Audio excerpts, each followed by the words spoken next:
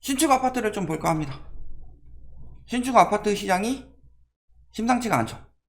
그래서 지금 신축 아파트들이 상승률이 높았던 만큼 신축 아파트들이 하락률도 지금 더 크다. 구축이나 준신축보다 신축 하락률이 굉장히 더 많이 일어났다.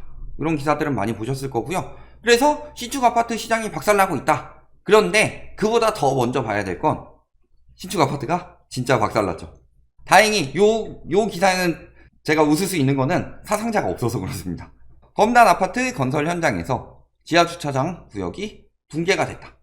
그래서 보시면은 지하 1, 2층 지붕층의 상부 구조물이 무너지는 사고가 발생하면서 우르르 무너졌다.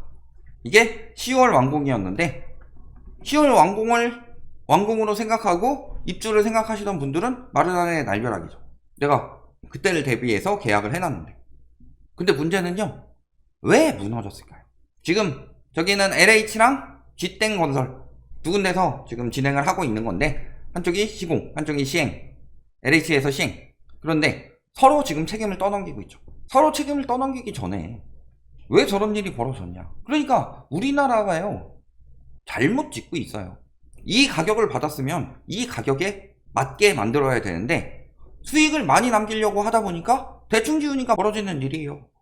무슨 공법이 문제다. 저기 광주, 예전에 무너졌던 광주 아파트랑 똑같은 공법이다. 뭐 이런 이야기들을 하고 있는데요. 공법이 문제였으면 다른 데로 다 무너졌어야지. 공법이 문제가 아니에요. 공기 줄이려고 하고. 공기를 왜 줄여요?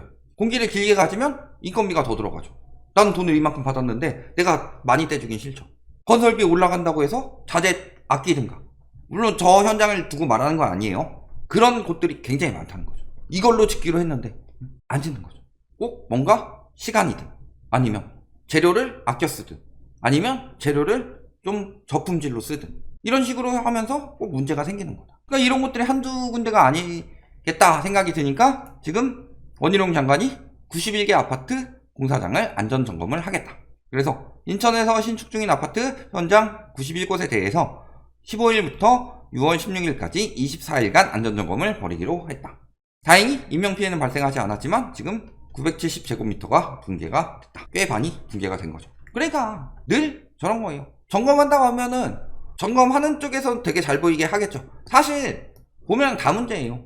시행하는 것은 시행하는 대로 똑바로 감독 안 하는 게 문제고, 감사하는 것도 제대로 감사 안 하는 게 문제고, 시공하는 거는 시공하는 대로 싸게 하든가 아니면 하청으로 넘기든가 해가지고 수익 많이 남겨 먹으려고 하고, 이런 구조 계속 이어지면서 아파트는 점점 부실해져 가는데, 신축 아파트는 점점 더 부실해져 가는데 가격만 오지게 비싸다. 그러니까 저희가 자꾸 분양받지 말라고 하는 이유가 뭐냐? 원가 똑바로 공개도 안 했는데 왜 원가 공개를 안 하냐? 그런 이야기 하잖아요. 원가 공개하면 뭐 똑바로 못 짓고 뭐 싸구려 쓴다. 말 같지도 않은 소리. 공개를 하고 감사를 하고 하는데 어째서 더 싼 걸 쓸 수 있어요? 학교 선생님 생각해 봅시다. 선생님이 숙제 해왔냐? 예. 그럼 수업하자 하고 수업하는 선생님 거는 숙제 안 하고 대충 하는 사람들 엄청나게 많죠. 근데 숙제 해왔냐? 예. 걷어와. 너 왜 이거 덜 해와놓고 한 척해? 이런 선생님들 거면은 조금 더 잘하겠죠. 그 다음에 걷어와 한 다음에 분명히 다 했는데, 야, 너 이거 풀이 과정이 왜 이래? 내가 가르쳐준 대로 안 풀고 이상한 풀이 과정으로 해가지고 너 이거 방법도 제대로 모르면서 이런 거 쓰면 어떡해? 이런 식으로 완전히 꼼꼼히 검사하는 선생님 같으면 더 잘해보겠죠. 그런 것처럼 원가 공개라는 거는 시험이에요. 시험. 숙제 해왔어요? 네. 숙제 장수만 채워온 거라. 그 다음에 원가 공개를 해가지고 진짜 네가 원가대로 했는지 체크하는 거는 시험 점수 이렇게 나오는 거예요. 그럼 숙제 해온 거랑 시험 보는 거랑은 다르게 시험은 훨씬 더 준비를 많이 하죠. 그런 것처럼 난 시험 준비는 하기 싫고 돈은 계속 벌고 싶어. 이게 원가 공개를 막는 이유 아니겠어요? 그러니까 지금도 그렇고 이게 근 1년쯤 전에, 1년 반쯤 전에 똑같이 터졌었죠. 어디에서? 광주에서. 무너졌잖아요. 그때는 지하주차장이 아니고 외벽이었고, 이때는 오히려 다치고 실종자 사망 이렇게까지 나왔었죠. 그러니까 이게 한두 해에 있는 일이 아니에요. 한두 해에 있는 일이 아니다. 지금 저 콘크리트 덩어리 가격 얼마예요? 가격이 얼만데 저 따위로 짓냐? 받아먹는 돈은 어마어마하면서. 그리고 저렇게 무너지는 곳들은 진짜 부실한 곳이고요. 안 무너졌더라도 부실한 곳들은 굉장히 많죠. 자, 이거 2019년에 보시면은 저질 자재, 측정 조작, 부실공사 이런 것들로 층간소음이 일어나고 있다. 그래서 저희가 저번에 그런 이야기 했었어요. 예전에 그 빌라에서 여경 중심으로 막 사건이 나왔던 거 있죠. 빌라에서 층간소음 때문에 싸움이 났는데 칼 들고 쫓아오니까 엄마랑 딸은 막고 있었는데 여경이 도망갔다. 그러면서 막 이야기 나오고 결국엔 그 밑에 있던 남경도 문제가 됐고 뭐 이런 식으로 이야기하고 뭐 경찰이 문제인 것처럼 몰고 가는데요. 핵심은 뭐가 문제예요? 층간소음이 문제지. 우리나라 층간소음으로 칼부림 나는 것도 굉장히 많죠. 스트레스 받는 사람들 굉장히 많죠. 근데 가격은 얼마예요? 싼 게 비지떡이면 괜찮은데 10매덕 이렇게까지 줘놓고 심지어는 저기 그 우리나라에서 가장 비싼 아파트라는 한남 더일마저도 층간소음이 심각하다고 하죠. 얼마나 대충 짓는 거예요. 그런 것처럼 지금 보시면은 결국엔 건설사 문제인데 언론이나 이런 데서 보면은 그 사람들 인성 문제인. 물론 그런 사고까지 뭐 살인사고까지 일으키고 막 위협하고 이 정도는 진짜 노이로제 걸려서 그럴 수도 있지만 그 사람 자체의 문제일 수도 있지만 핵심적으로 더 핵심적으로는 층간소음이 아예 안 날 정도로 공사를 잘했으면 그런 일이 없잖아요. 부실기공 30여 건 적발된 게 30건이에요. 자, 우리나라에 사기꾼 어마어마하게 많습니다. 어마어마하게 많은 사기꾼들 중에서 잡혀가는 사람들 몇 명 없죠. 그 다음에 하울의 움직이는 성 나왔죠? 거실 바닥 기울고 갈라지고 주민 불안 가중되고 있다. 심지어는 저기 그 강동구 고덕에서는요, 저기 아이들이 진짜 놀기 좋은 집, 아이들을 위한 맞춤 설계가 있습니다. 바닥에 공을 놓으면 공이 굴러가요. 얼마나 신나겠어요. 그 다음에 고덕에 있는 다른 곳은 천장에서 물이 셉니다. 워터파크 개장. 애들이 얼마나 좋겠어요. 바닥에 공도 굴러가, 천장에서 워터파크도 개장해. 애들 입장에서는 정말 좋겠죠. 이런 것들이 한두 개냐. 쓰레기 와르르, 물이 콸콸, 콘센트에서 물이 나온다. 이거는 진짜 미친 거죠. 콘센트에서 물이 나오면 사람 죽어요. 그 다음 검단 또 다른 단지, 아까 무너진 단지랑 다른 단지 보면은 신축인데 물폭탄 터졌다. 공공임대 벽체 균열, 벽이 균열을 가고 있고 천장에서 물 떨어지고 있고 대리석이 갑자기 5m 아래로 와르르 무너지고 심지어 강남인데 벽엔 칼자국 나고 욕조엔 대변이 있다. 저것도 일부만 뽑은 거예요. 일부만.